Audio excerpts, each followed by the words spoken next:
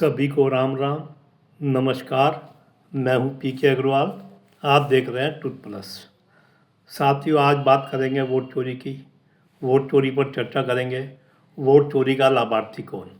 आप जानते हैं आजकल मोदी विरोधी सेकुलर इकोसिस्टम वोट चोरी की काफ़ी चर्चा कर रहा है। वोट चोरी में वो भी गिन रहे हैं, जैसे वो मान के चल रहे हैं कि SIR जो बिहार में चल रही है उसमें जिनके नाम हटाए गए उसे भी वो वोट चोरी मान रहे हैं। और ऐसे भी उदाहरण दिए गए जिनके एक से ज़्यादा जगह वोट हैं उन्हें भी वोट चोरी किए गए बताया गया है। अब हम थोड़ी चर्चा करेंगे कि क्या वोट चोरी हो रही है, या अगर हो भी रही तो वोट चोरी का लाभार्थी कौन होगा। थोड़ी सी चर्चा करेंगे। अब आप जानते हैं इस देश में लगभग 100 करोड़ वोटर हैं।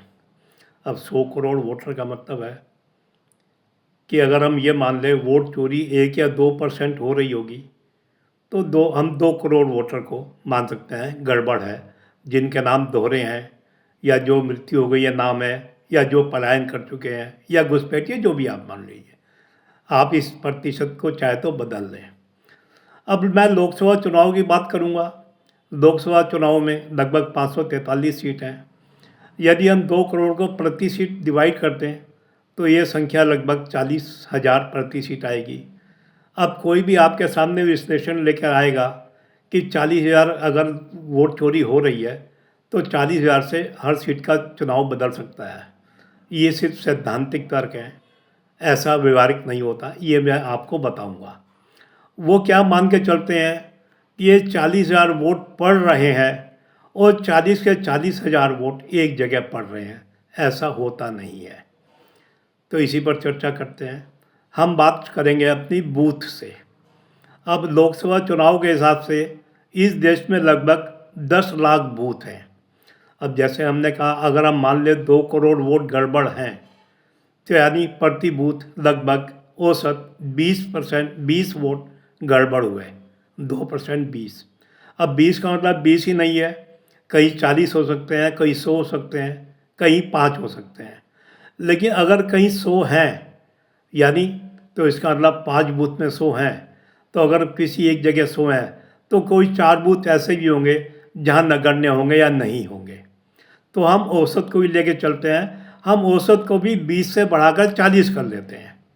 हम मान लेते हैं कि किसी बूथ पे 40 के वोटों की गड़बड़ी है। इन गड़बड़ी को हम 4 भागों में बांटते हैं। एक गड़बड़ी वो जो मृत्यु हो चुकी है लेकिन उनके नाम वोटर लिस्ट में हैं, हम मान लेते हैं बराबर बराबर प्रतिशत दे देते हैं। आप चाहे तो इस प्रतिशत को बदल कर कैसे भी गणना कर सकते हैं, परिणाम एक ही आएगा।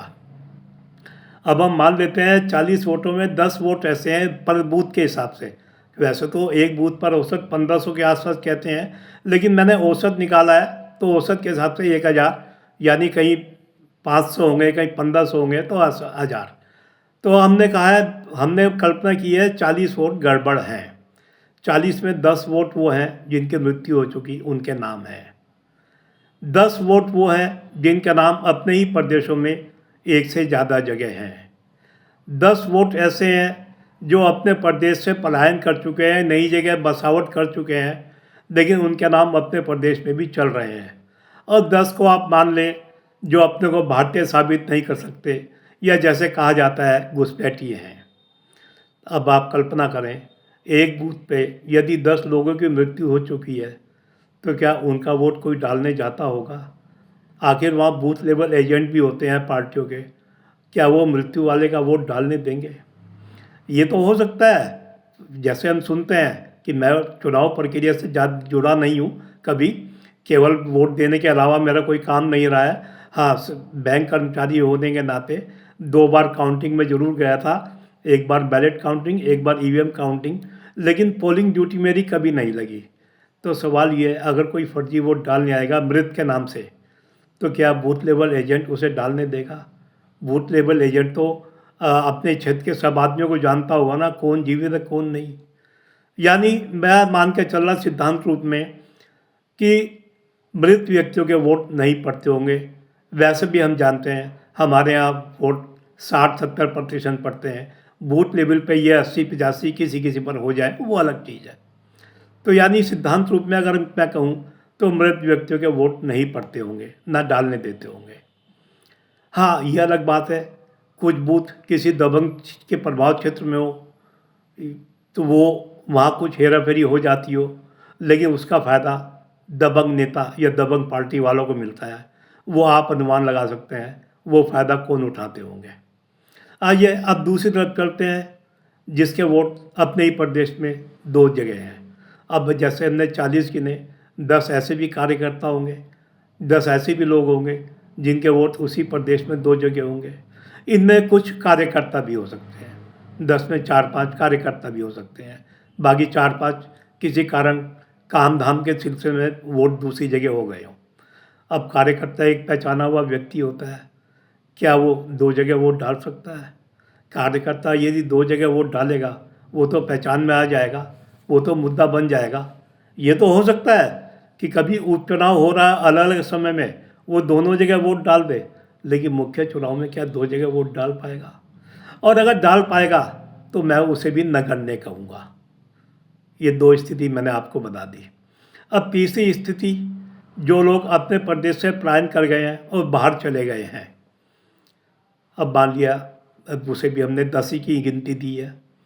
अब जो लोग अपने प्रदेश से पलायन कर बाहर चले गए हैं, बाहर काम धंधे में लग गए हैं, बाहर बस गए हैं, मकान बना लिया है, उन्हें स्थानीय राजनीति से क्या लेना?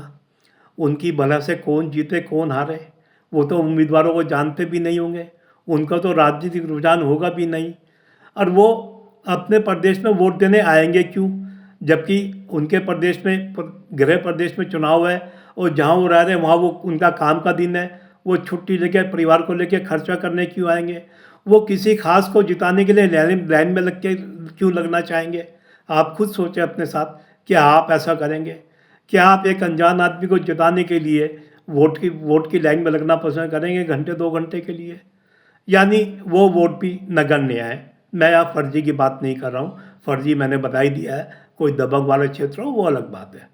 यानी ये 75% वोट मैंने आपको वो बता दिए, 25-25 के उसमें बांट कर, जो नगण्य पढ़ते होंगे, नाम के शायद ना पढ़ते हों, क्योंकि अधिकृत रूप से फर्जी वोटों का आंकड़ा तो हमारे सामने आता नहीं, इसलिए हम नहीं कह सकते फर्जी वोट पढ़ते हैं नहीं पढ़ते। अब चौथा आ जाते हैं, 10 वोट 40 हमने लगाए थे जो अपने को भारतीय साबित नहीं कर पाए, जैसे बिहार में 3.5 लाख वोट काटे गए हैं, या जो जिन्हें घुसपैठिए कह सकते हैं। अब घुसपैठियों का मतलब तो आप जानते होंगे, घुसपैठियों का मतलब बांग्लादेशी या रोहिंग्या, घुसपैठियों की यही परिभाषा है।